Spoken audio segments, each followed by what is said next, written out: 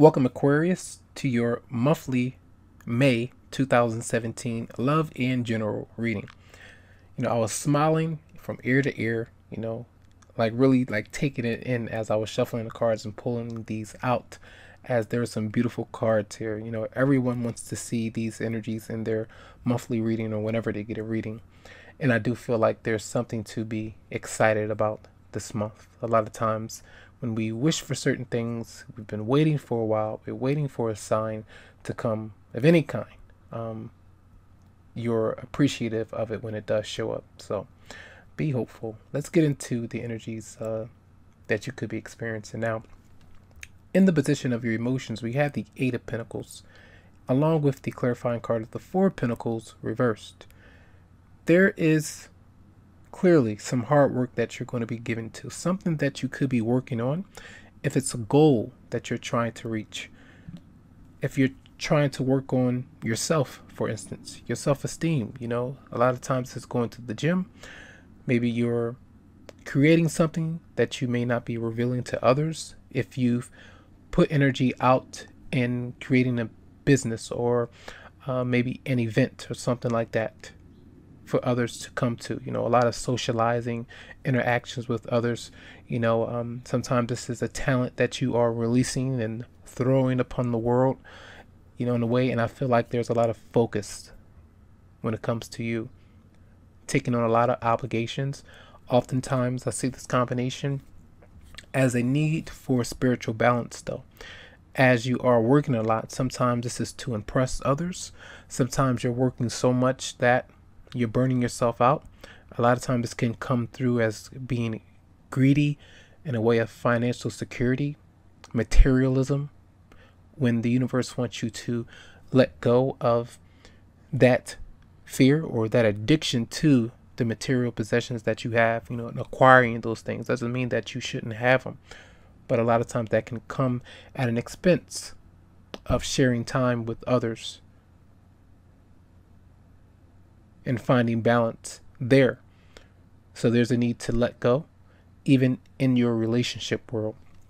If you have been attached to your partner, if you have been worrying so much that things won't work out, this is the time to let go of that need for validation so much and allow it to come to you naturally. As you work, as you focus on your daily routines, your mental state, your well-being, your partner may come around, send you a text, let's meet up, taps you on your back, on your shoulder. How are you feeling? What's going on? What do you need? That kind of thing, to let you know through surprise. The universe wants you to be open to things like that. So that's what I feel emotionally, that you're distracted, that you're focused and, very busy working at something, whatever it may be. All right. In the positions of your partner's emotions, if you do have a partner, and if you don't have a partner, the Wheel of Fortune is there along with the Hangman. That means as you let go, as you surrender, as you take time to recharge, to regenerate, and have faith, good fortune is coming your way, good energy, good karma. By changing certain patterns and letting things go, your partner, I feel, is, for a lot of you out there, feels that you may be destined for one another. He sees you, she sees you in a positive light, that things can actually work out. But your partner may be still analyzing, still kind of wondering how to approach you or the situation that you are in. Could be dealing with the Pisces. Some of you with a Capricorn, Virgo, or Taurus. With the Wheel of Fortune there in your partner's position, though, that's destiny is calling. A lot of things are happening in the background where good things are going well for your partner on their end. Sometimes they may give you this news. You may realize it. A lot of events that they're going to, socializing, out and about, which could cause you to be a bit possessive or a bit, jealous at times, because you want that reassurance. You want your partner to let you know what's going on, that kind of energy. And I do feel like, this is the time for them to relax as well, to kind of recharge, to find their bearings again before they are to approach you. they could be still dealing with a relationship or a past marriage. Say that they have gone through with a divorce finally. It's finalizing, so they're taking some time to breathe before they actually come to you so they can clear that energy out. So that's what I kind of feel here.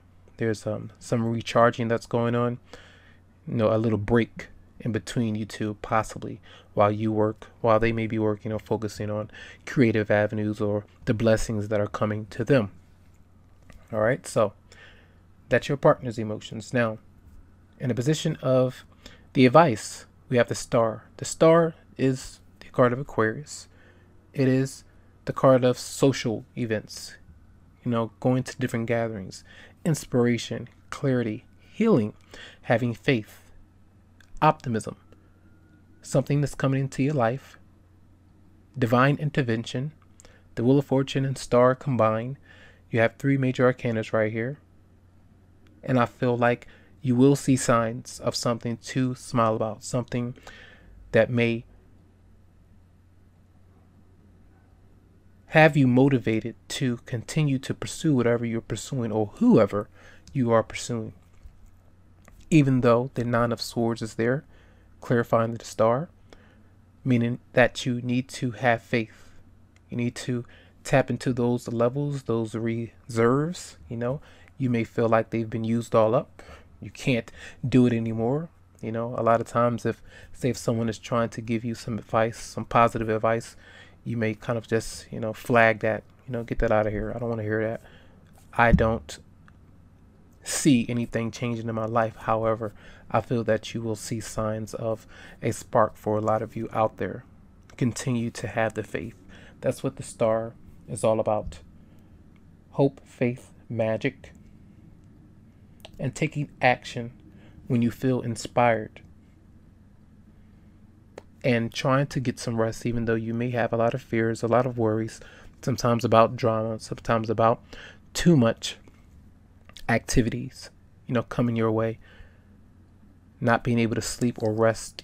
Try to rest. I know a lot of Aquarians out there who just runs around like constantly. They're thinking about stuff. They're doing a lot of things, keeping busy though. That's a lot of people will love to have that kind of energy.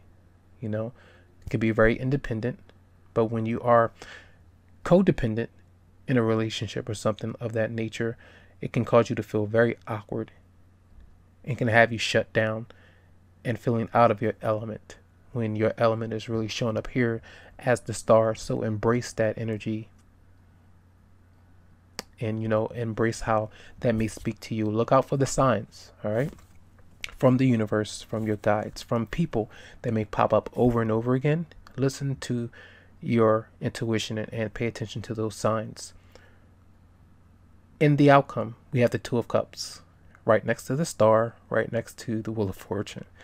Now, that is a person that you are possibly worried about or thinking about, that they will get away from you, that things won't work out. I feel like this energy is here.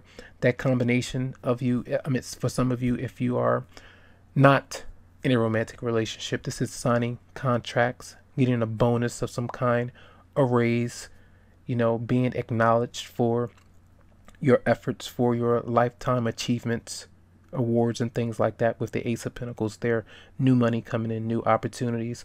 However, that combination still, as your partner is working, you're working, you're trying to become more stable right now so that you can have a stable relationship in the future.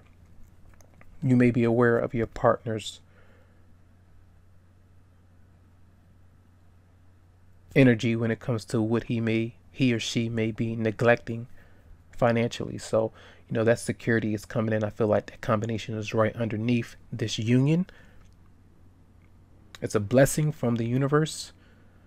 You're blessed 3 times here with the Wheel of Fortune, the star, and the 2 of Cups. Even though that energy is your partner's energy, I feel like that's the combination still. You see how that it comes together at the end with the 2 of Cups there as the outcome.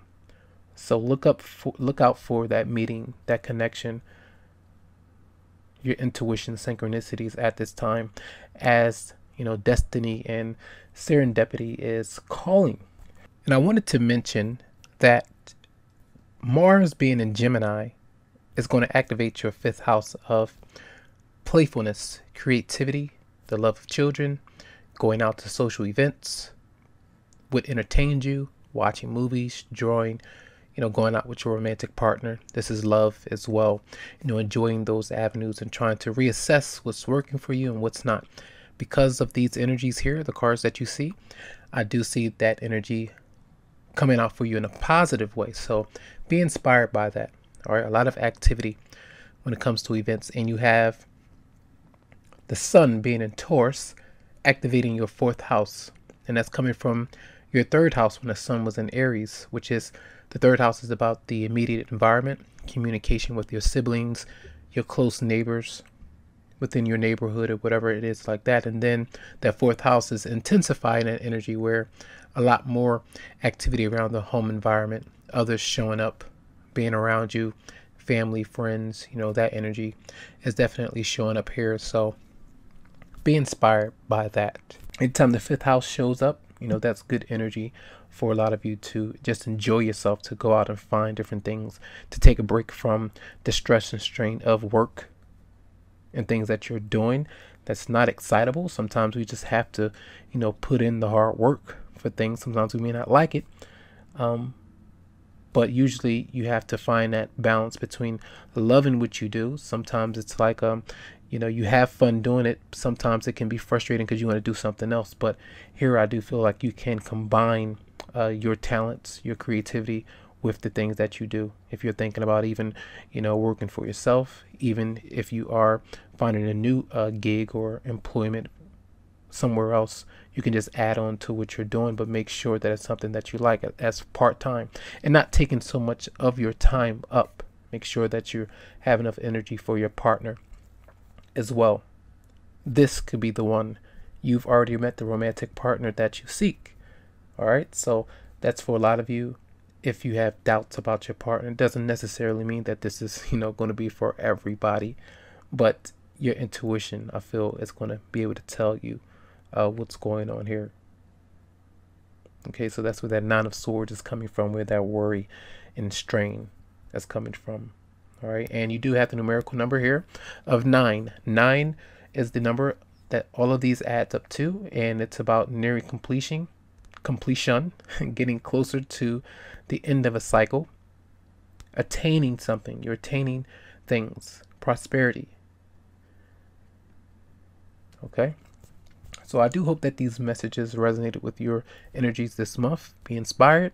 If you would like a private reading, you can always come to me via my Facebook page, or you can email me to set up something specifically for you. Tons of love and lots of light to you. Have a good one.